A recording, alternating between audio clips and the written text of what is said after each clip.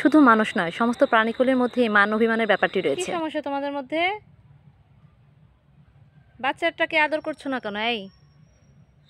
এই বিড়াল এবং বিড়াল ছানাটির মধ্যেও মান অভিমানের বিষয়টি দেখতে পাচ্ছি। বাচ্চাটার সাথে এমন করছো কেন? বিকেলের কিছু অংশ ওদের পিছে পিছে ঘুরে এতটুকু বুঝেছি, মান অভিমান বিষয়টি মিষ্টি। ভালোবাসার সাথে মান অভিমানও খুবই সুন্দর। কি হয়েছে? বাচ্চাটাকে আদর করো একটু। কি হয়েছে? রাগ করেছো কোনো? আম্মু হয়ে রাগ করতে হয়? এই শোনো, ওকে ফেলে রেখে যেও না। শোনো, তোমাকে ফেলে রেখে যাচ্ছে, দেখেছো? হ্যাঁ হ্যাঁ, তুমিও যাও, আম্মুর রাগ ভাঙাও।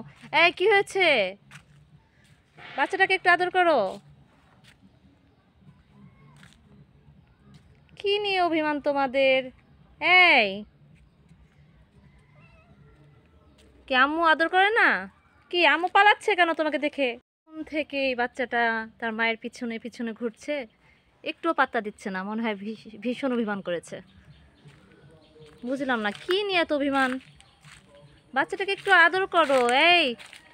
বিড়াল, তোমার ছানাটাকে একটু আদর করে দাও। রাগ করো না, একটু আদর করো, আদর করো। কি অভিমান এদের মধ্যে,